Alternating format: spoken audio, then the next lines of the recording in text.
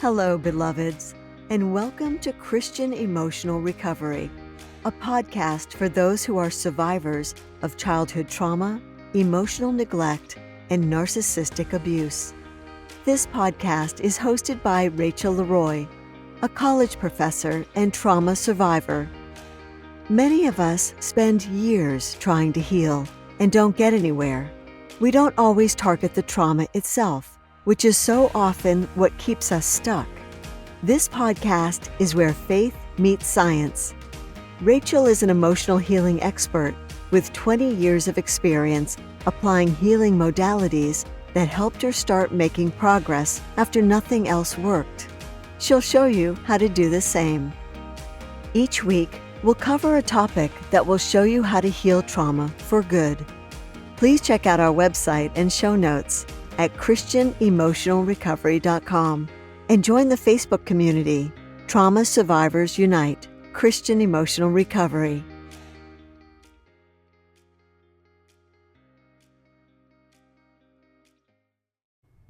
Hello, everyone, and welcome to Season 4, Episode 12 of Christian Emotional Recovery.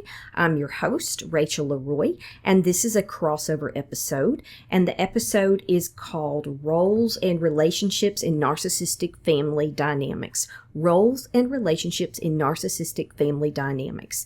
And this is Season 4, Episode 12. This is a crossover episode, and what that means is that I will sometimes take videos from the YouTube channel and make them into a podcast episode. Most of what I have on the YouTube channel is exclusive to the YouTube channel and is not on the podcast, and most of what is on the podcast is exclusive to the podcast and not on the YouTube channel. But I do cross-promote about 2 or 3 times a year and do a crossover episode. It also saves me time.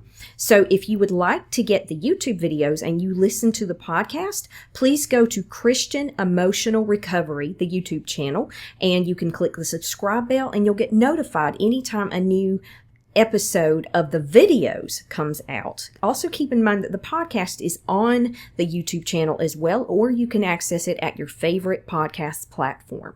So I don't want to waste any time, so without further ado, we'll get into the new episode. But just a couple of things. I apologize for the sound quality in the video. The videos don't always have the best sound quality because I'm using my iPhone to record, and sometimes there's a little more background sound because I'm clicking and looking through the articles so I can give you the information that you get today. So just keep that in mind, and thank you for bearing with me. So let's go ahead and jump right in. Roles and relationships in narcissistic family dynamics. Hello, everyone, and welcome to Rachel Leroy's YouTube channel, which is Christian Emotional Recovery. And of course, I'm your host, Rachel Leroy, and this is a YouTube video about the family roles and relationships in a narcissistic family dynamic. So we'll talk about today the family roles and relationships in a narcissistic family dynamic. And like I said, I don't like to obsess with narcissism and narcissists, but I do think it's important to educate people about the roles that narcissists play in abuse and in mistreatment and in trauma, particularly for trauma survivors, and how you can learn about those, protect yourself, and move on to live the life that God intended you to live. So this isn't about going down a rabbit hole and obsessing as much as it is about educating ourselves and putting this information into practice to empower yourself, to protect yourself and those that you love that might be in situations like this, to love everybody in the situation, including potentially the narcissist in your life if you have to live with them. So I wanted to talk a little bit about those different roles and dynamics today. We'll get into that in just a few minutes. First, if you haven't, please click the subscribe bell. Click on the subscribe bell and you will get notifications for every new YouTube video and every new podcast episode that comes out, because I also put the podcast episodes in a playlist called Podcasts on the channel, so you can always get them there, and you can also get them at your favorite podcast platform. Also, if you would like to support the platform, what I do takes a lot of time, and there is finances that are invested into it, and it can be difficult to keep up some months, and so I appreciate my supporters. I appreciate you so much, but if you would like to donate if you would like to help the ministry and help me to help more survivors like yourself. You're helping me to get the word out to more people. You're helping me to be able to help more people. You can go to the Patreon account. I'll put that in the show notes, the extra notes that are in the YouTube video or the show notes that are in the podcast. And you can see that under Patreon. You can give. There's no obligation. You don't have to, but I appreciate anybody who's able to give. And you can cancel at any time, but you subscribe and you can give anywhere from $5 to $10 to $25, all the $50 and $100 a month. And I greatly appreciate it. I have people that'll make a year commitment, and those people are so greatly appreciated. And I love you all, but thank you so much. And then if you would like to donate one time, if you're not able to donate monthly, you can also donate one time any amount. It can be anywhere from $5 to any amount above that, whatever you want to give. And it's at ko-fi.com. That's ko-fi.com. It's a trustworthy website. I'll also link that in the show notes, okay? Also, if you haven't, go check out the Facebook group, Christian Emotional Recovery, Trauma Survivors Unite. Check out the website, ChristianEmotionalRecovery.com, which houses the website and has other goodies, including freebies. And also go to RachelLeroy.com, where you can check out the store, RachelLeroy.com. You can check out the store. I'll link all those in the show notes, and you can check those out as well. And not only is there a store, but you can also subscribe to the newsletter, and you can also get a free infographic on the ACORN technique for dealing with difficult emotions. So let's go ahead and jump in. I don't want to go on forever. Thank you so much for following me. So what we're going to talk about with the family roles and relationships in the narcissistic family dynamic. First, we'll talk about children and sibling roles in that dynamic. And then we'll talk about narcissistic family dynamics themselves. Now, when I say a narcissistic family, that doesn't mean everybody in the family is necessarily a narcissist. There may be one, there may be two. It might be part of the family. It might be everybody but one person. And I really feel for those people. And like I said, this isn't to degrade somebody who might be categorized as a narcissist. Anybody can heal if they want to get help. But that's the whole issue here, is that narcissists often are not wired and or are not capable of making the choice to heal. I'm talking about full-blown narcissists. I'm not talking about people that may have strong narcissistic traits and they can be jerks more than an average person, but they're also capable of looking inside of themselves and saying, hey, I can be a real a-hole. Maybe I should work on myself. Some people are not capable of doing that. Like, they don't have the wiring. I don't know why. I don't understand it. I don't know how you interpret that biblically. I do know that the behaviors of extreme narcissism go along with the behaviors of what the Bible talks about when it comes to rebel rousers, boat rockers, people that are involved in sin and corruption and greed and manipulation. You get the idea. But so we're talking about the family dynamics here next, and we're talking about the general roles in narcissistic family dynamics. What are some of those more general roles? And it kind of goes with the previous category of sibling roles, children roles, because some of these overlap. Some of the roles can be parents and children, and some of them are mainly children. I'm focusing for the sake of this more on the child, because a lot of us here are adult codependent survivors of alcoholic and or narcissistic families and parents and caretakers. And so this is really what I'm focusing on in this platform, in this podcast more. Not that I'm not focusing on some of the other stuff. And so the next one is the unwritten rules of narcissistic family dynamic. The unwritten rules of a narcissistic family dynamic. And then when a sibling is a narcissist and when a parent is a narcissist. So we'll talk about the children's roles, the siblings' roles in narcissistic family dynamics. Then we'll go more into the dynamic itself, narcissistic family dynamics. Under that umbrella, we'll talk about the structure of a narcissistic family dynamic, general roles in the narcissistic family dynamic, unwritten rules of a narcissistic family dynamic, and when a sibling or a parent is a narcissist. We'll talk about each of those separately. So let's jump right in. And I'm using visuals if you're on the YouTube channel. And if you're I'm making this a crossover episode, so I'm also putting it on the podcast. So if you want to see the visuals here, just go to the YouTube video. You will go to the YouTube video. You can type in the title and you'll see it in a YouTube version. So keep that in mind as we're going along. Okay.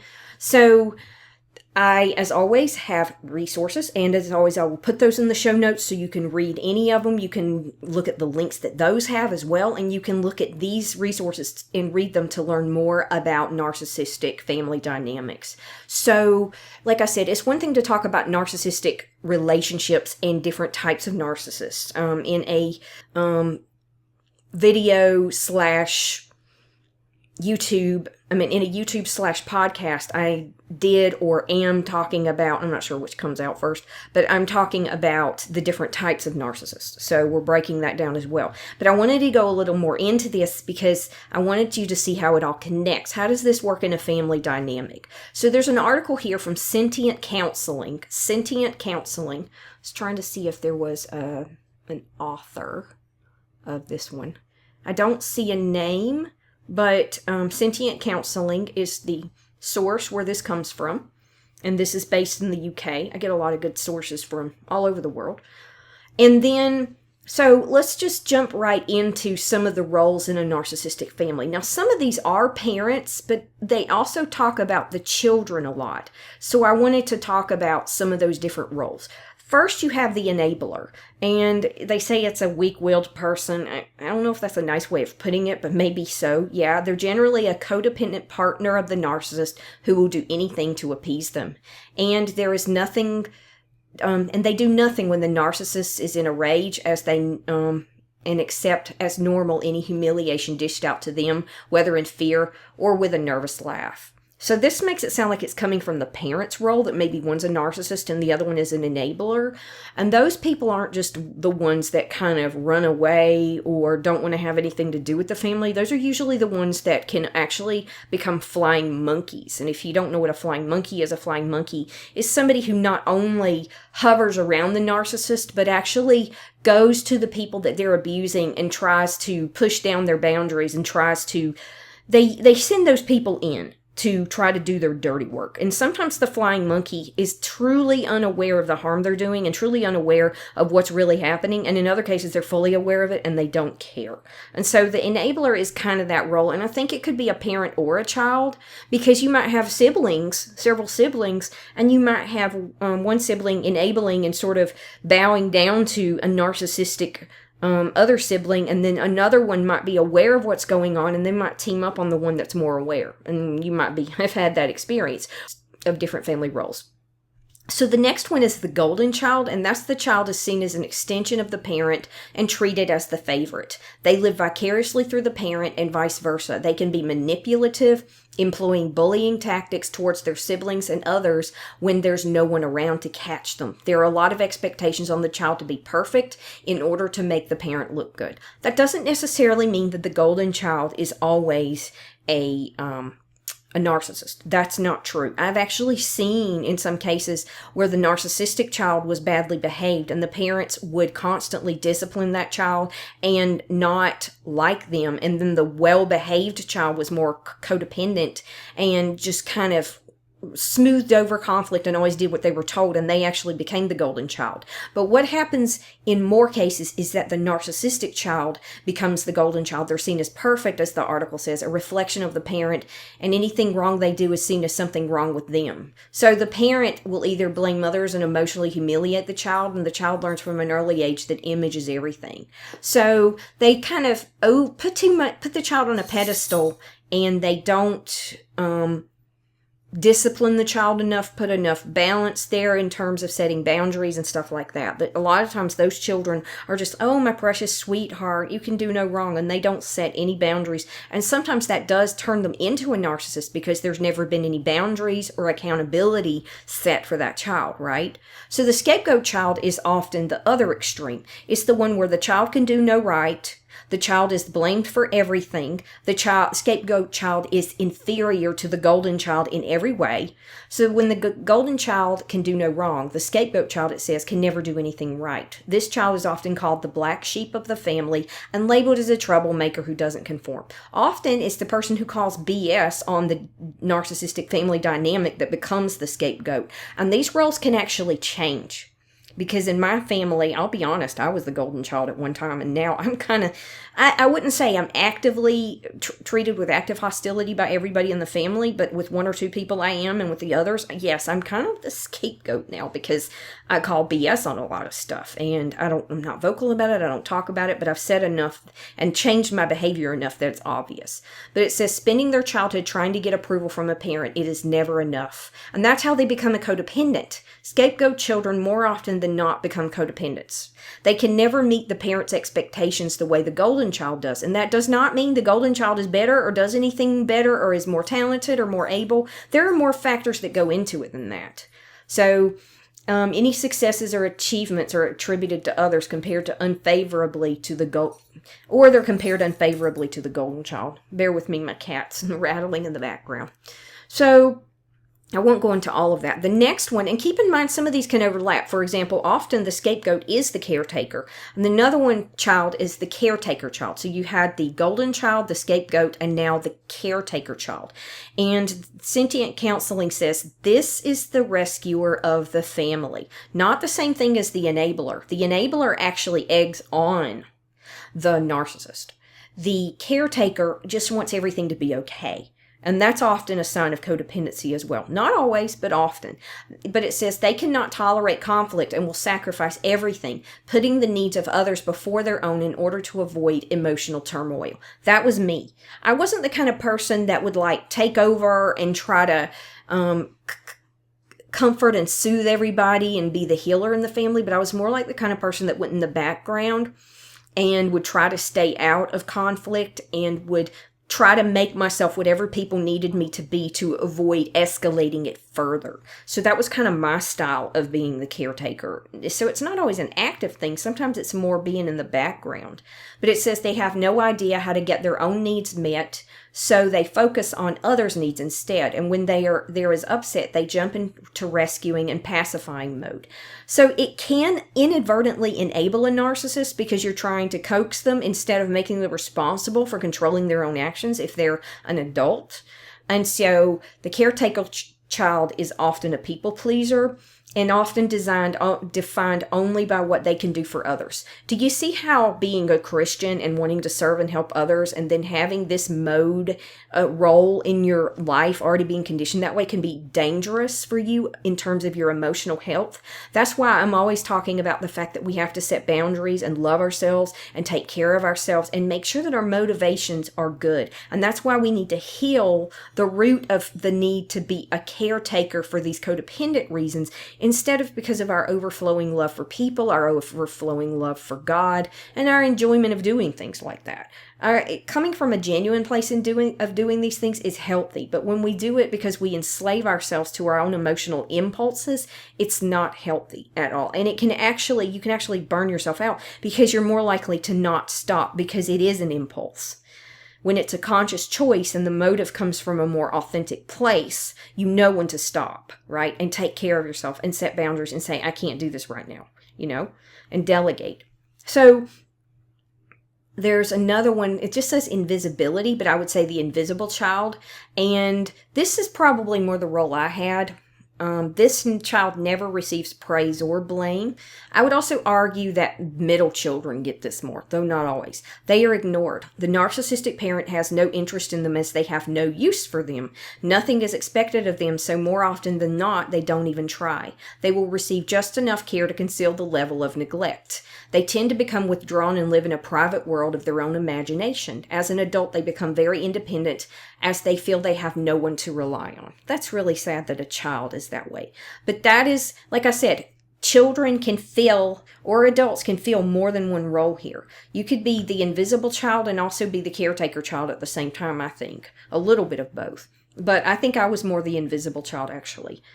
Hero. The child takes on the role of the parent and becomes very responsible at an early age. They are perfectionists and aim to hide the family dysfunction by trying to be and have the best. The belief is that this will show the world that they are the product of perfect parenting. They are often critical and judgmental of others. However, they cannot take any kind of criticism themselves, as it shows a side of themselves they would rather not see. So I would think that could be a narcissist or a codependent or just anybody. Mascot. The mascot takes responsibility for the emotional well-being and public image of the family. They become entertainers to reflect attention away from the shame and pain the family feels. I would argue that anybody in any of the roles could do this. I think even a narcissist could be a mascot, because they may try to be cheerful and have these family get-togethers and do all these things for the family, but then in private they scream at people and they're abusive and they're very bossy and they're overbearing. So, it can go in multiple ways. What's on the surface might be different than what's underneath. Often they lack assertiveness and never having developed a healthy sense of self-struggle with feelings of emptiness. They support the family as a way of worshiping the narcissistic parent. In a sense, they become a closet narcissist, basking in the glory of others. That's another one. The manipulator, probably the most insidious of all the roles, is the manipulator. The manipulator is abusive and selfish, and this can be a parent or a child. They have a sense of entitlement and are both callous and opportunistic. The manipulator operates in a way that is shrewd and devious, never admitting to anything, and does enough to please the parent to get away with the abuse of others. They use others' weaknesses against them to get what they want, even if it's just sadistic pleasure. This is a role carried on in adulthood. I was a target of somebody like this who was much more powerful, bigger, and older than me, and I saw them often, and I was a target for them, and they tormented me just for pleasure. So these people do exist, and more times than not, they are a narcissist or have some kind of pathology. Let's put it that way. I'm not a psychologist. Keep in mind that I'm just educating you. I'm not an expert, and I'm not a substitute for therapeutic care if you need it, or medical care, but I'm just providing information to empower you. Okay, so those are the sibling and child roles in a narcissistic family, and I just wanted to give you a second possibility here so you can see different ways that this is set up. And so there's another article in USA Today, and it is what happens when a narcissist becomes a parent. They force their kids into these roles. And then it talks about, were you a golden child or a scapegoat? So some of the other roles in the narcissistic family. One thing that I did want to point out real quick was, if you want to learn about narcissistic roles in the family and different types of narcissists, the best expert that I can recommend is Dr. Ramani. Her name is Dr. Ramani Durvasula, but she calls herself Dr. Ramani. That's Ramani, and I will put her platform in the show notes, because she is the foremost authority on this. She's a psychologist, and she has so many videos, and her videos are really interesting, and she's very good at educating you about these different roles. Just be cautious about going down a rabbit hole, like I said, but Dr. Ramani is the best. She's the best at this stuff, and her book sort of categorized these before anybody else was, or before a lot of people were. And this is the ones that Durvasula, which is Dr. Ramani, and Cole, another person that she worked with, they say that children of narcissists can fulfill several other roles as well. The truth seeker. And in the USA Today article, this is, hang on just a second, who's the author? This is written by Charles Trepany, Trepany, and this is USA Today. And the different roles, other roles in a narcissistic family besides the ones I went over, are the truth seeker.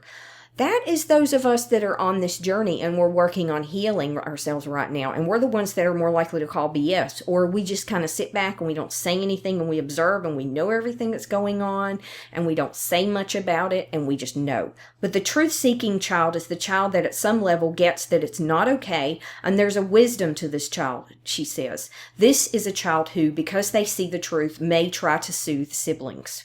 And then the invisible child, this is one I already talked about, is literally the child that is unseen, Cole says. It doesn't matter if they're doing well, if they're not doing well, if they're succeeding at school or failing at school, if they are engaging in positive or negative behaviors at home. They're simply not just seen. They're forgotten. They're completely overlooked. That was me, completely. That's where emotional neglect comes in. The peacekeeper. This is the kid who is trying to minimize the conflict and the fighting in the family system, who is trying to keep the system running. I would argue that a parent could be any of these roles too. You can imagine for a kid like this, there can be a lot of anxiety. The adherent. They're a big fan of the narcissistic parent. So the adherent is just another word for the enabler and or maybe even the flying monkey. They're a big fan of the narcissistic parent, Dervasula says. It almost feels culty. They've totally bought into the family, what the family is, even though no one's being nice, even though everyone's being mistreated. They may not even be consciously aware of it. But it says, as all these siblings get into adulthood, they might be the person who says, don't say that. This is our family. You shouldn't say that. You've heard that before, but it's family. And, that's usually coming from somebody who's either a narcissist, who's trying to guilt you, a flying monkey or a golden child or an adherent who wants to smooth things over and make everything okay even when it's not, even to the point of denial. Or it could be somebody who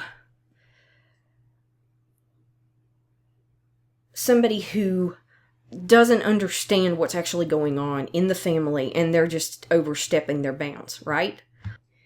Now, narcissistic family dynamics. The structure of a narcissistic family dynamic. So basically, the structure of a narcissistic family dynamic is very unique among each family. So there's not one particular structure, but I wanted to go over some of the possible ways that a narcissistic family dynamic can impact those in the family, different people with different roles. So I'm going to go over one article, the Choosing Therapy article, which is basic family dynamics of a narcissistic family dynamic. And I'll discuss the different dynamics in the relationships, including when different family members, such as parents and children, take on these specific roles. And I'll include concepts like love bombing, hoovering, flying monkeys, gaslighting, smear campaigns, triangulation, and word salad. So let's look at the Choosing Therapy article. So what is a narcissistic family structure? That's the whole thing that we're talking about today, right? The narcissistic family dynamic and structure. Within a narcissistic family, Choosing Therapy says, there is usually a specific structure that keeps the homeostasis or maintenance of the family, thus continuing the enabling of the narcissist. The narcissistic individual or individuals can be anyone in the family, but is generally an adult such as a parent or grandparent. This person often has traits of or has been diagnosed with narcissistic personality disorder. Because the dysfunctional family dynamics center around fulfilling this person's needs, the needs of everyone else are generally overlooked. Additionally, manipulation tactics such as blaming, disrespect, and gaslighting are commonly utilized in these families and are used to further control the control of the narcissist. So with a narcissist, it's often about control. This Choosing Therapy article, by the way, is by Katie Gillis, Kateee. Gillis, and the medical reviewer is Heidi Moad. So continuing with the article, you've got the enabler, the golden child, and the scapegoat. We've already talked about those. But I wanted to go deeper into this. How does this work in terms of the actual dynamic?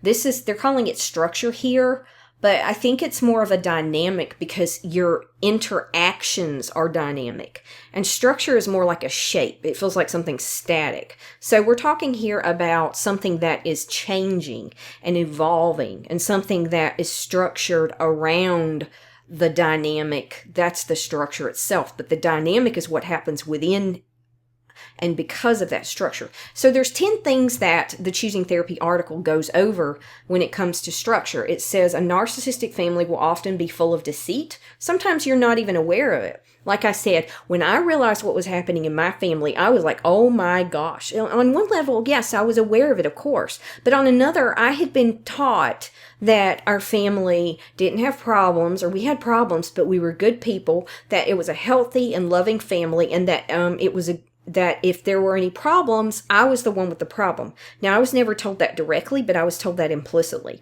that I was born defective and there was something wrong with me. That's why I had emotional problems, not because of anything that had happened in my childhood.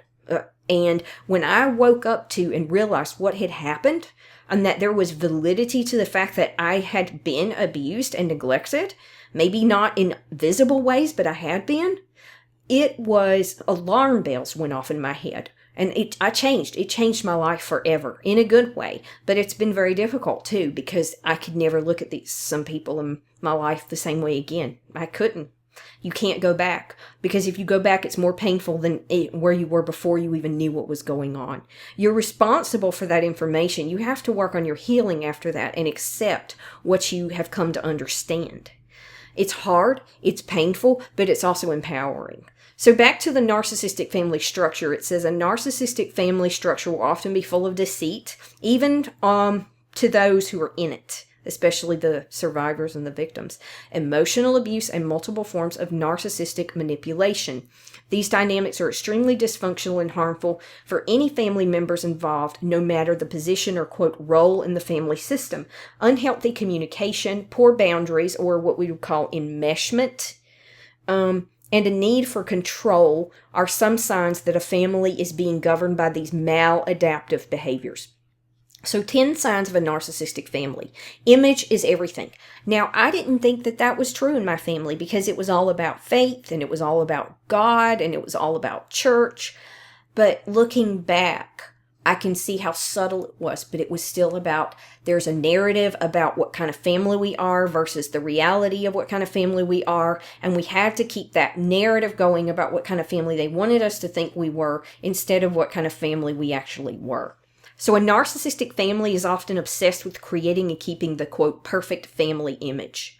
And even if it's not, they're children that think they're inherently defective, but they don't think they were abused. And they feel like there's something wrong with them, and they have depression and anxiety and signs of PTSD, but they don't believe they were abused. You need to go back and look at your childhood and question that, because chances are you probably were. Because it's that tricky, it's that slippery, it's that deceitful.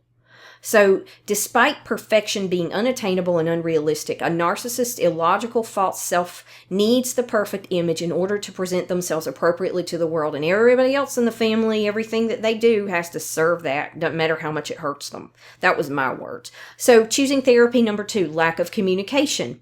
One of the major elements of a dysfunctional family is poor communication, and a narcissistic family takes this to the extreme. Not only is there lack of communication, but the communication that does take place is often filled with triangulation and gaslighting. Triangulation is when you take two people and you turn them against each other for your own means. Gaslighting is when you make somebody doubt their own reality by getting a reaction out of them, and then when they react that way, as any human would, then you say they're crazy and there's something wrong with them. And often they'll do the tormenting in private and then do something to create the reaction subtly in public, so that person explodes or has a reaction in public, and then they can say, see what I have to deal with. And they try to do what's DARVO, which is I forgot the exact acronym, but it's basically reverse, victim, and perpetrator. And so you basically somehow they find a way by the end of the conversation that when you're trying to confront them about some of their abuses, you're somehow apologizing to them. That's how it is. So these tactics are used to maintain power and control, pit family members against each other, and keep confusion and chaos within the family system. This creates anger, mistrust, confusion, and chaos. Oh, I understand chaos, all right. This further maintains the narcissist's control. So, no clear boundaries is another one, also known as enmeshment. Even within a family, it's good to have healthy boundaries. There are certain things you should never do. There are certain things you should never say to each other. And there are certain boundaries and desires that people have that you should not cross or disrespect. And that's why I talk about agency so much in this podcast. Agency is your autonomy, your personal rights, your validity as a human being, that your opinion and your feelings and your existence and your importance is just as valid and real as anybody else's. So no clear boundaries. It says in any healthy social system, families included, boundaries are respected and encouraged. Boundaries are what separates one person from another, whether physically, emotionally, mentally, or spiritually. For example, not touching someone without their consent, not invading the personal space without their consent, and respecting topics that people are not comfortable with. However, in a narcissistic family, there are very few boundaries. There could be some. There were boundaries in my family, and some of them were respected and others were not. And any and all boundaries are often ignored, and there is a lack of privacy for everyone but the narcissist. This is damaging to a family system because it can create enmeshment trauma, and it teaches children that their boundaries will not be respected and shows them that the world is an unsafe place. This can also cause childhood trauma and additional mental health concerns. And it can set children up for being taken advantage of in other interpersonal relationships outside of the family. And also, if they become the narcissist, doing the opposite. Number 4, surrogate spouse. Now, this one's a little messed up, but it's true. One of the less known family roles in narcissistic families is the role of, quote, surrogate spouse. This role, usually given to one of the children, exists to support the narcissistic individual's emotional needs. So we're not talking about something weird here, even though, it could be. But in most cases, it's just that the child has to fulfill and take care of the emotional needs of the adult. And children should not have to do that. It should be the other way around. So it says, because of this, the child who is the surrogate spouse is often relied on for emotional support and comforting. This places an unfair burden on a child who is not yet mature enough to handle adult feelings and responsibilities. Children who are surrogate spouses frequently struggle with unresolved anxiety, depression, and self-esteem issues. So a lot of times they're also the older sibling that takes care of all the other children in many cases. If there's a narcissistic parent and then maybe one of the parents is not there, or they have a drug problem, an addiction problem, or a severe mental health problem, that's when a lot of times the surrogate spouse child will come in and take that role. Which they shouldn't have to do, but they do. Number 5, control issues. Narcissists often exhibit control issues within the family unit. All families have different rules and expectations for those within the family. For example, some cultures, older generations expect the children do not question adults, as this is seen as disrespectful. However, respect for elders is much different than the expectation within narcissistic family systems. In these families, no one can question anything, no matter how dysfunctional, bizarre, or uncomfortable something may be. To question is to undermine the authority of the narcissist, which they take as a threat. So that's control issues. And they may control what you do, too. Number 6, not good enough messages. Not good enough messages. When a developing child isn't provided with unconditional love and value, the child learns that love from their parents only comes if they are, quote, good enough. Whatever that might mean to the parent, whether it's looks, academic achievements, career achievements, the work they do in the home, taking care of everybody, or whatever it might be, their behavior. But it says narcissistic families continually send the message that the children are not adequate, which contributes to poor self-esteem, self-image, self-respect, and self-compassion. They may be also taught that they need the narcissist in order to make decisions or to survive, because they are taught that they will always mess up, and when they don't listen to the narcissist and follow their guidance, that's bad, basically. Number 7, unhealthy competition. In these families, siblings and other family members are often pitted against each other through unhealthy competition. It's reinforced through the unhealthy communication dynamic, dysfunctional dynamics within the family, and the family roles that are reinforced through the family system. Often children of these families struggle to develop healthy relationships and attachments to others. Number 8, secret keeping.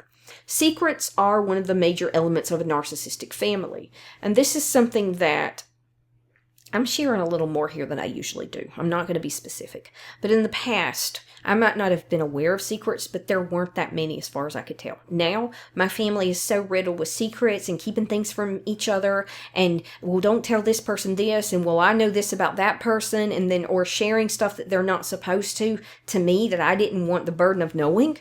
There's so much of that in my family, I can't even keep up with it all.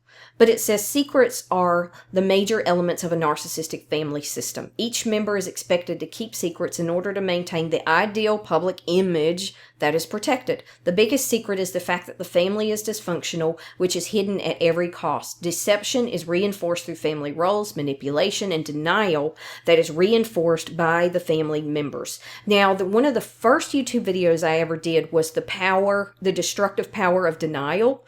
The destructive power of denial. So denial is more than a river in Egypt. And a lot of people that is one of the most hideously dysfunctional parts of a family dynamic. And that, I think, is what left me in the dark for so long. That I was involuntarily in denial because I'd been taught that denial, because I'd been told all those things never happened and weren't true. So I believed it because that was the root of everything I'd ever believed, because that was my family. So that was literally the core of my belief system. So even as I became exposed to other ways of doing things and other ideas, I still couldn't see it for so long. But then I finally was able to see it one day. Literally one day I saw it. I was like, oh my God, So if you like, I will put it in the show notes, and you can go to that older video, The Destructive Power of Denial, and watch that. And it'll tell you exactly how destructive denial is. So adults are number 9 in the Choosing Therapy article. Adults are emotionally reactive. We all have reactions sometimes, but this is talking about a pattern.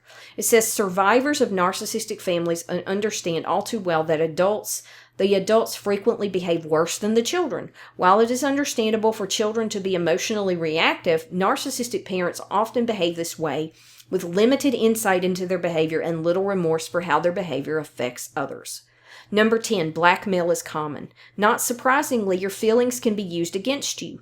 Vulnerabilities will be exploited to further the narcissist's control. If a child shares that they are scared or embarrassed, this can be used against them as a way to establish dominance and remind the child who is in control. And then the person says, within my practice, I've come across clients who have told me how they shared information with a parent in confidence, only for it to be used publicly to ridicule them as punishment for a recent mishap. I've had that happen, but not with a parent, in a very vicious way. The clients are then humiliated and realize that even their parents were cruel and unsafe. And so that is some of a narcissistic family structure. That's some signs of a narcissistic family structure. I wanted to go over those with you so you could see some of the signs and not only know that it's there, but know what to look for so you can start to deconstruct this if you're experiencing this in your own life, to empower you, to educate you, and to help you to understand it more. And then, so some of the other roles of, general roles of a narcissistic family dynamic, for example, the narcissist or the manipulator is usually what everything revolves around. It's the one that causes all the chaos. Not that there's not problems in any family without a narcissist, even some chaos and dysfunction. I think we all have it. Like I said, this is on a spectrum. It's not black and white. And so there are people that have higher narcissistic tendencies, but you can still get along with them most of the time, but maybe they just have some emotional problems. And then there might be people with emotional problems that don't have narcissistic qualities. And then there might be people with high narcissistic qualities that tend to get along well with people because they've learned the behaviors, even if they don't have the emotional connection with people, but they've learned the behaviors of how to operate in society. So you have high functioning narcissists, and you might even be able to have a relationship with them, but they might not be your best friend. And then you have the codependent. That's usually the caretaker, the person who tries to smooth things over, the person who tries to make themselves whatever the narcissist or the stronger, more dominant people in the family want them to be, or they perceive that they want them to be. That's why communication is important. You can have one person who has a strong personality and another person who's more laid back and more quiet. And that doesn't mean that there's a narcissist and a codependent there. And they may get along well, and their opposites may complement one another. They may bring that high-strung person down a level, and then the more outgoing, dominant person may teach the codependent, or not the codependent, but the quiet person to be more outspoken and to have more confidence. So there's a dynamic there that can be healthy, but when it's taken to an extreme on those ranges of narcissism, that's when you get into abuse and stuff like that.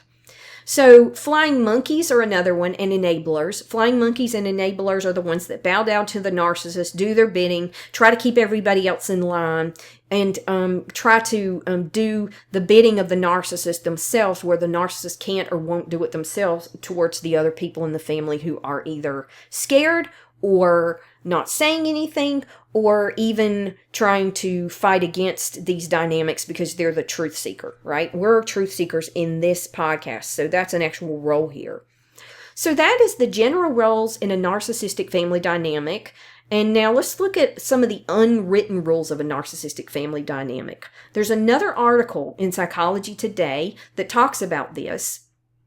And so the rules here, though, are things that you won't question or think there's anything wrong with if you've been told they're normal.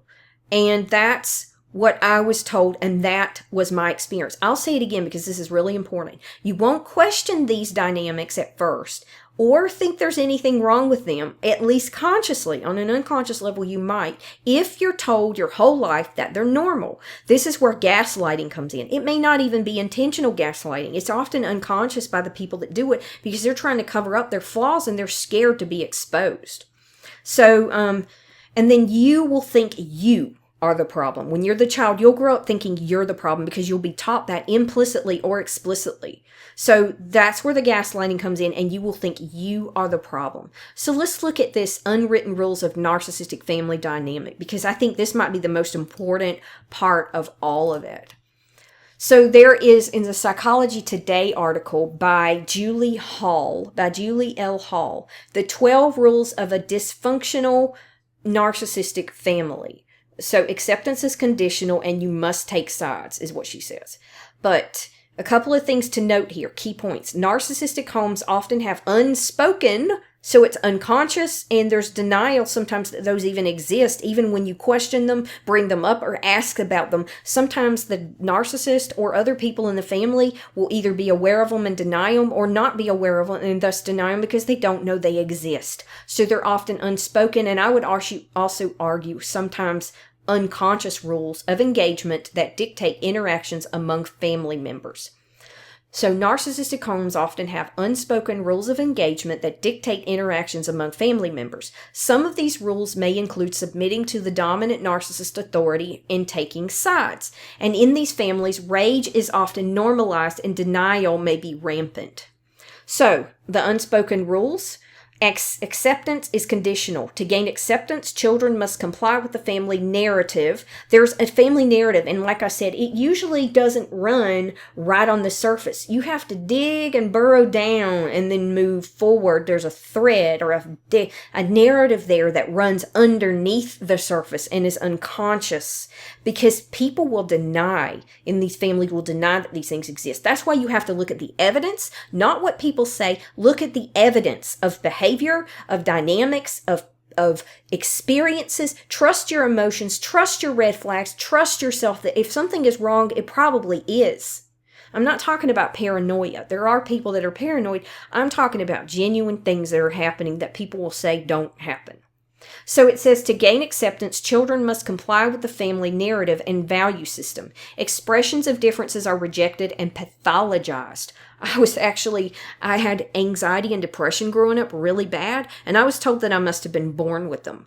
And even though some people may have a propensity towards them, I was not born with those things. I can tell you that now. And I believe that. I thought I was defective. I thought there was something wrong with me. And I didn't realize it was what had been done to me and the circumstances that I was in that had created those dynamics in my own mind.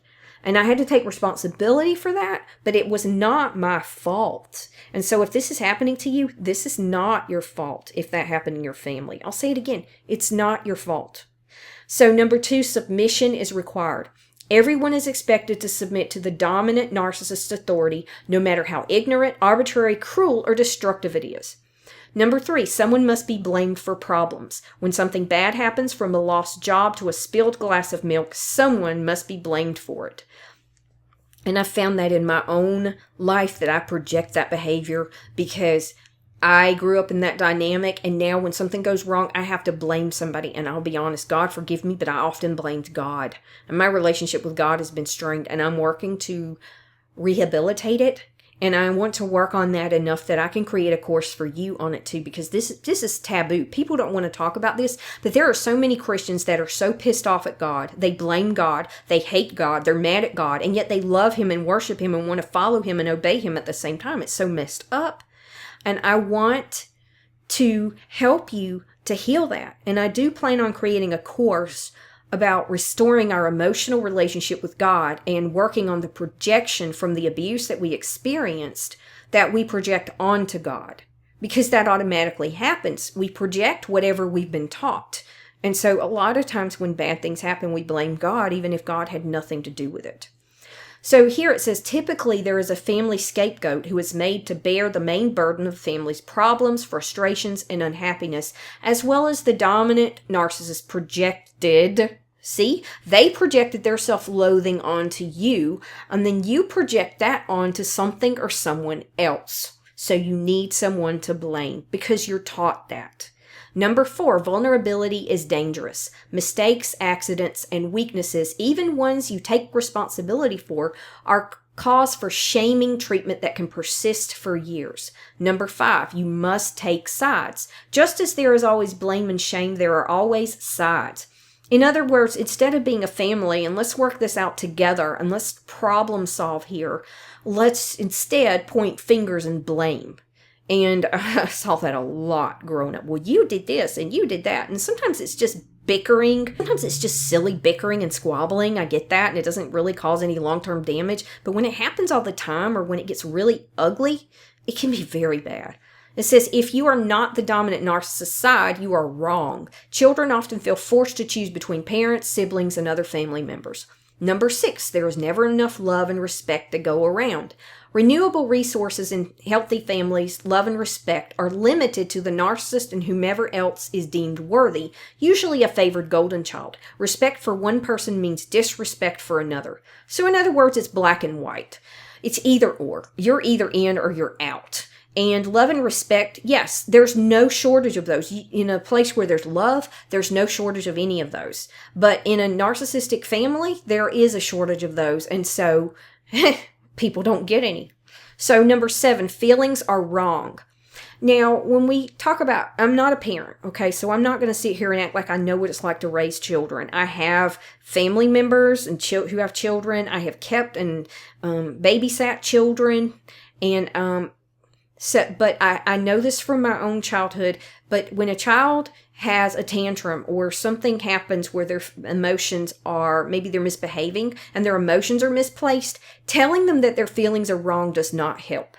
You can set a boundary, tell them the kind of behavior that they need to have, help them work through their emotion, and explain to them why their behavior needs to be changed, and still validate their feelings as a human being, if that makes sense. So you can say somebody's feelings are valid and still show them a better way to respond, right?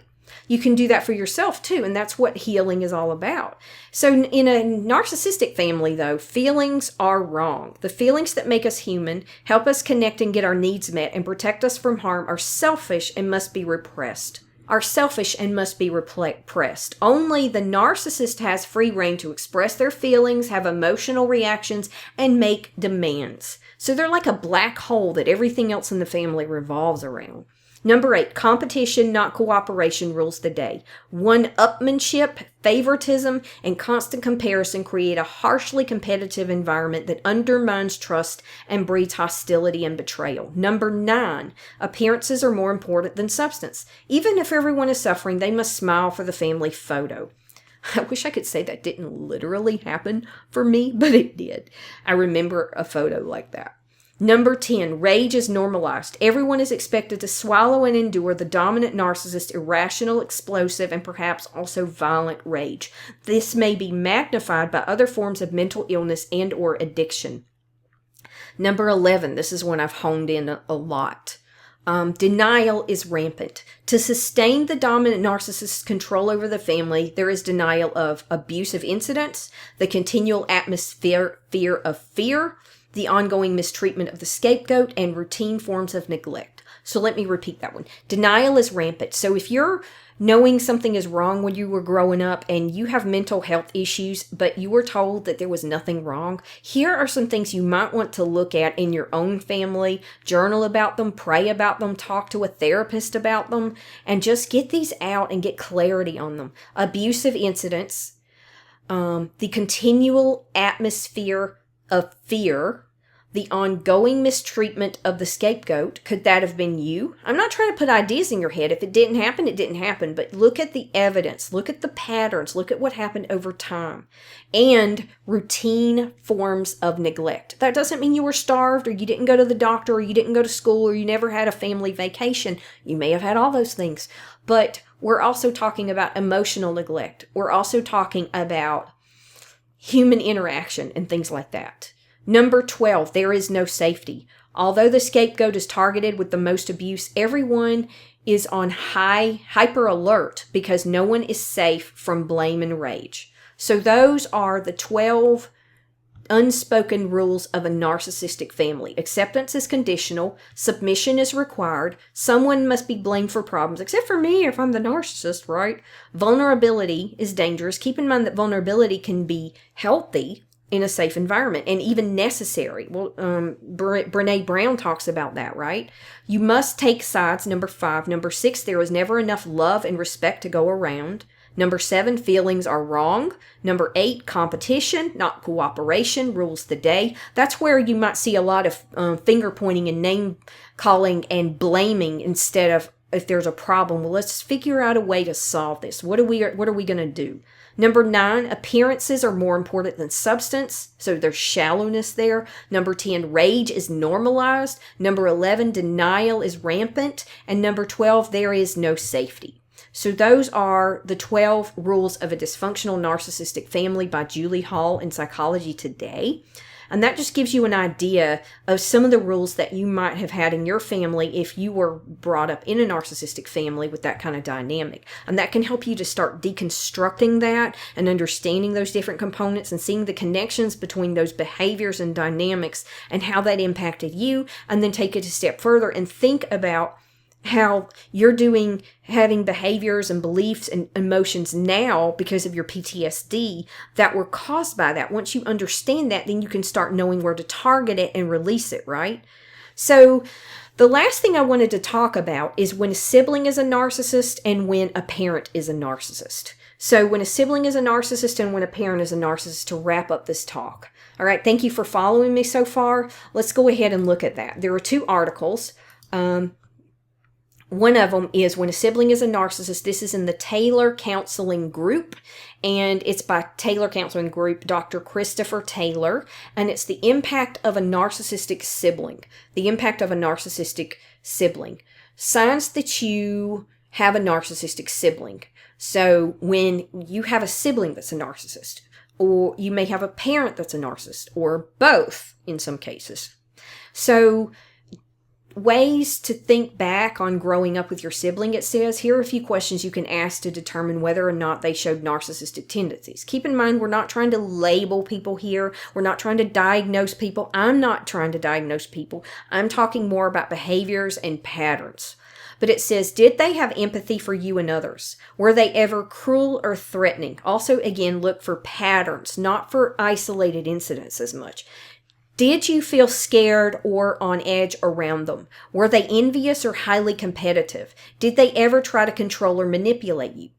So they may do some of these things, but not all of them, or maybe worse in one area than another. So most narcissists maintain control in a manipulative, emotional way with mind games. For example, they may gaslight you, making you feel guilty after they've done something wrong. They might use triangulation, where they use a third person to take their side and pressure or control you. So if you grew up with a narcissistic sibling, you are likely, you may have felt like you were always walking on eggshells. How they affect your mental health. They thrive on bullying. Sometimes they can be openly aggressive. Sometimes it can be more hidden in some ways. They'll twist a situation so you end up apologizing for how they made you feel, is an example of that. In sibling relationships, there's also often trauma bonding, and I'm going to do, or will have done, a talk on this as well. I'm trying to cover a lot of these areas that are similarly connected so that these can all come out around the same time. But it says, for some people, growing up with a narcissistic sibling may start a pattern of trauma bonding. Your sibling may think they love you, but then turn around and treat you like a piece of trash. Trauma bonding is a result of emotional abuse and manipulation, where the perpetrator hurts you, but then follows up with positive reinforcement like kindness or acceptance. It is a complete mind game. Because the victim wants the positive results that come after the abuse, they'll continue to allow more abuse. Over time, it becomes more and more difficult to see reality and break this cycle of trauma bonding. So one reason that you're in this family dynamic and you cannot be aware of it, even when you're studying this stuff, is because you're so immersed in it, you can't see the forest for the trees, right? So It goes on and talks about how you might have low self-esteem if you had a narcissistic sibling. Impact on parental relationships. It says sometimes your sibling is narcissistic because they copied the behavior of a parent. That's very common, and that's why you may have more than one. If one or both of your parents had narcissistic tendencies in addition to a sibling, you may have been scapegoated by the whole family. So in some cases, you may be the only person that's not a narcissist or doesn't have those tendencies. Recognizing and creating boundaries for yourself is the first step towards healing from this kind of toxic family dynamic. But that doesn't mean that there may have been other people that were not like that in your family too. So I'm not saying everybody's like that. So it says, however, your sibling may have been the only family member with narcissistic tendencies. So they may have manipulated your parents or other relatives as well. So dealing with narcissistic sibling relationships, that's difficult. It says what's more important is to remember that narcissists, who the narcissist is, and that you cannot change them. The best thing you can do is create boundaries to protect yourself in the relationship. With siblings, this can often feel like betrayal of the whole family. However, a hard boundary is sometimes the only way to keep yourself safe from falling back into past patterns of manipulation and abuse. Ask yourself, how much interaction can you handle with your sibling right now, and actively pursue healing the sense of self. So, I'm going to tell you this straight up. If somebody is that messed up, and every time you end up back around them, you fall into old patterns, you get anxious, you get antsy, you're scared, you're angry, you're flustered, you react. If you're around somebody who sets you off like that consistently and you never feel safe around them and you're always walking on eggshells around them, they are going to try to make you guilty when you set a boundary. And chances are, when you set a boundary, they're going to try to plow right through it. You know why? I understand it from experience. You have to set a hard line in the sand and do not let up. They will try to wear you down over time. I'm talking about the extreme people, okay? They will try to wear you down over time. Do not let them. Hold the line and hold it permanently. Hold the line and hold it permanently. Do not let them weasel their way back into your life if they're that extremely dysfunctional, toxic, and cruel. It is not worth it. You are not betraying them. You are not betraying your family, because there is no way to have a functional relationship with somebody like that. That is not your fault. You cannot change them. There is nothing you can do about it. That is harsh, but it's true. And that's okay. You can love yourself and set a boundary and say no. And when that person tries to manipulate their way back in, do not fall for it. You can gray rock them. Gray rocking is when you say yes, no, you're courteous, you talk about neutral topics, you don't get into anything personal, do not give them any information or share any emotions with them. You sort of keep a blank demeanor that's just courteous and straightforward. And that, if you do have to interact, that's the best way to be. Like, hey, how are you doing? It's hot today, isn't it? That was a great meal that we had. You just keep it very casual and very impersonal. And if they try to drag you in, pull it back. Don't let them. Do not let them. So those are some of the things that happen if you happen to have a sibling that is a narcissist. So last one, let's talk about what happens if you have a parent that's a narcissist. Narcissistic parents, traits, signs, and how to deal with one. So this is Choosing Therapy. This is another Choosing Therapy article called Narcissistic Parents, Traits, Signs, and How to Deal with One. And it's by Nekpangi Thomas, and the medical reviewer is Pat Bass III. Okay, and this is in Choosing Therapy. And it says, narcissistic parents are incredibly possessive, critical, and controlling of their children. These parents fear children becoming independent and will humiliate or shame them to prevent this from happening. Being raised by narcissistic parents may result in poor self-esteem, overachieving tendencies, or self-sabotaging behavior in adulthood.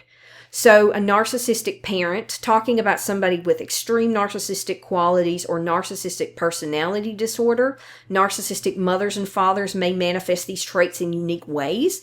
And I do want to talk more about the dynamics when you have a narcissistic mother, a narcissistic father, a narcissistic brother, a narcissistic sister, and sons and daughters as well. In the future, I want to break these down even more with the family dynamics, because they are different based on gender. but not always. It's just that there are certain tendencies that tend to come out more with men maybe than with women, and vice versa. Okay, so common traits of narcissistic parents: inflated sense of self-importance, it says, constantly seeking to be more successful than others, sense of entitlement, desire to associate with people of high status, need for excessive admiration, exploitation of others for personal gain, lack of empathy, and arrogant behaviors and attitudes. Signs of a narcissistic parent. There's 23. I will not go into detail about these, so let me just list them. They need to be the center of attention, even if they take it from their child. You're supposed to lift up your child and give them attention, right? Nope, not with the narcissist. Number 2, they are immature and selfish. Number 3, they blame others for their own behaviors.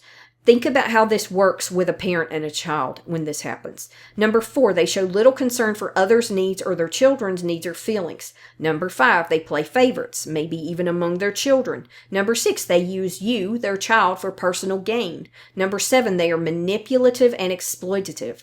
Like maybe if a parent gets older and a child has to distance themselves from the parent because they're so abusive emotionally, and then they come and visit maybe 3 times a year instead of once a month, the mom would be like, oh, I'm getting older and you're just leaving me and I'm so neglected and I'm so lonely. It's not like a genuine desire that she's expressing. It's like the way she does it. She's trying to get you to come back in more because she wants you to control you, right? And manipulate you and make you feel bad. Now, if you are in a situation where you just can't be around that person because they're abusive, that's understandable.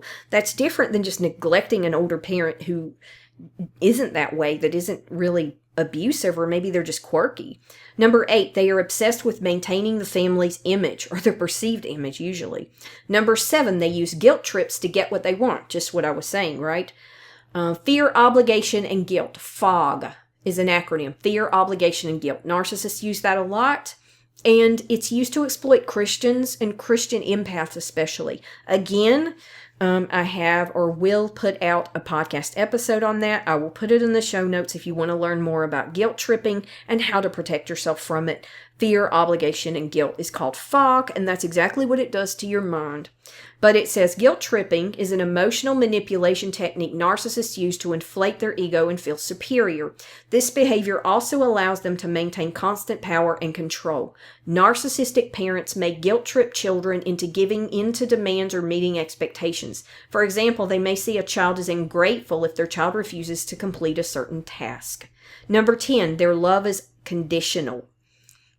With parents, love should not come with conditions and terms, it says. However, narcissistic parents view love as an exploitation tool. So, in other words, their relationship with their children, instead of being unconditional love, is transactional. Your relationship with your kids should not be transactional unless, like I said, if you're setting a boundary, it may have to be. But that's different because that person has made it where there's no other way to do it, right? For the people that are trying to tolerate that person and still maintain some kind of contact, if that's possible.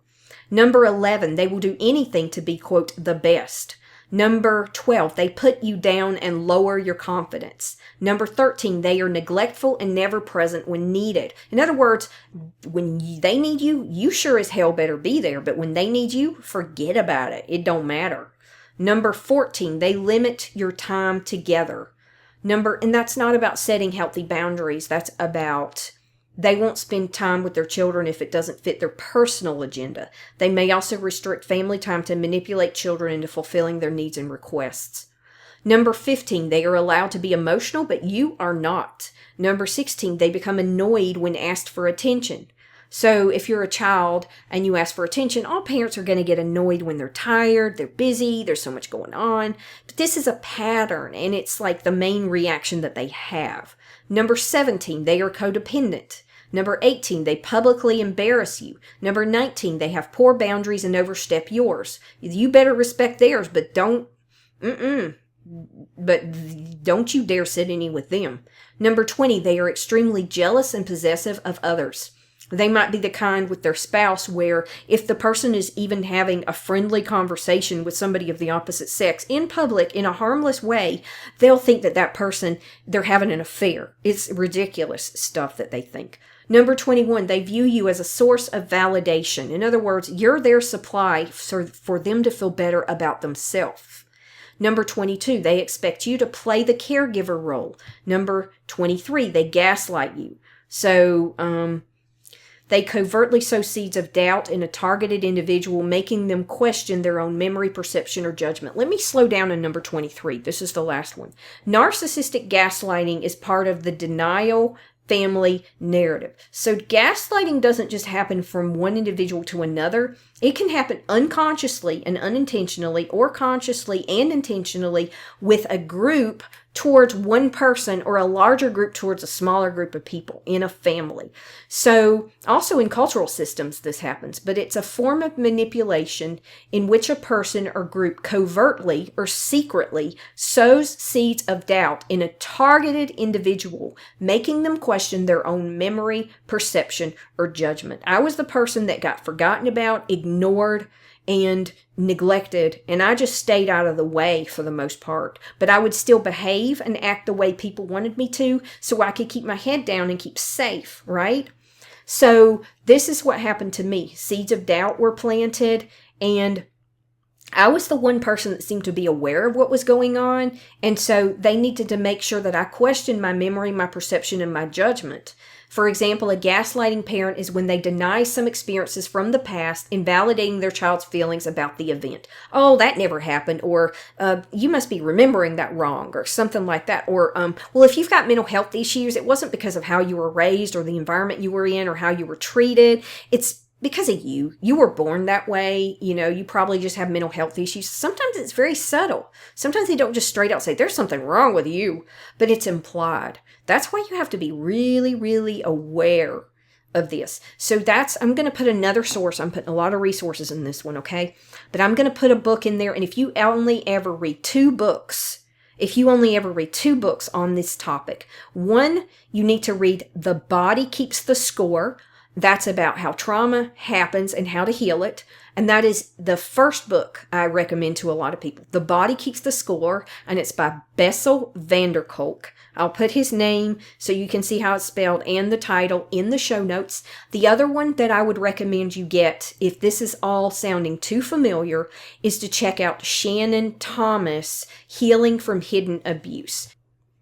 So that has been Family Roles and Relationships in Narcissistic Family Dynamics, and this is a YouTube video. We talked about children and sibling roles in the narcissistic family dynamic. We talked about narcissistic family dynamics, such as the structure of a narcissistic family dynamic, general roles in a narcissistic family dynamic, unwritten rules of one, when a sibling is a narcissist, and when a parent is a narcissist. I've recommended a lot of resources. Check those out as you're able. The ones that really resonate with you and stand out to you that you feel will be most helpful, start with those. Don't overwhelm yourself. Do a little bit at a time. And as always, remember that you are fearfully and wonderfully made. If this happened to you, it's not your fault. Remember that God loves you. And if you feel like God has been unkind to you and has not loved you and has not given you the life that you believe you deserve, I'm not going to sit here and blame you and tell you shouldn't feel that way. I felt that way. I understand what that feels like. I feel for you. I love you. But know that you also have a lot of distorted thinking that has seeped into your mind because you've been immersed in it.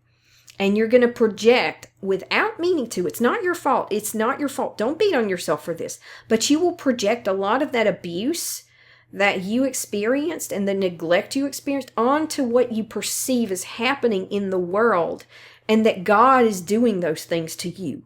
Whether by omission or commission, we project so much onto God. But I promise you, God is loving. God is sovereign. God is good. God wants good things for you. God loves you. And God does not do those things to you. God is not a narcissist. God does not do those things to you. God loves you, and you matter, you're treasured, you're valid, your feelings are valid, they're real, what happened to you is real, and I see you, and God loves you. So we're going to work on this platform and in this channel how to heal our relationship with God, especially our projecting of narcissistic behavior onto God because the authority figures in our lives did that to us in many cases, even in religious communities, is so messed up. There's so much deconstruction that needs to happen. And when I say deconstruction, I don't necessarily mean quit being a Christian. That's not what I'm saying. But deconstruction emotionally and mentally and cognitively of that projection that happens unintentionally. It's so sad and it's so messed up. I have been a victim and a survivor of it myself, and I'm still just working through the beginning. So in time, I will take what I'm learning and what I'm working on and come up with some resources and come up with resources for you that are made specifically for this platform. So stay tuned for that. Thank you so much for listening. I know this was long. Thank you for following along with me. I hope it's been helpful. If you haven't, click the subscribe bell and you'll get notifications for all the new podcasts and all the new episodes of the YouTube channel. And also, if you'd like to contribute on Patreon or Ko-Fi, I'll put those in the show notes and all the resources as well. Thank you so much and have a great day. Thank you so much for listening to this episode. This has been episode 12, season 4 of Christian Emotional Recovery, and this is Roles and Relationships in Narcissistic Family Dynamics. It's a crossover episode. I do a couple of those a year. If you haven't, go ahead and click the subscribe bell, and you can get all of the YouTube videos that come out, and you'll also get notified when a new podcast comes out because you can access the podcast on the YouTube channel as well. But keep in mind, there is exclusive content to the YouTube channel that you cannot get on the podcast. Thank you so much for tuning in to this week's episode of Christian Emotional Recovery, hosted by Rachel Leroy. For links to this week's resources and to join the discussion, check out this episode's show notes at christianemotionalrecovery.com, where you can also find links to our YouTube channel and Facebook group. Join our email list and get other episodes and resources. If you enjoyed the podcast, please rate and review the podcast and tell a friend who may benefit from this message. See you next time. And remember, beloveds, God loves you, and you are fearfully and wonderfully made.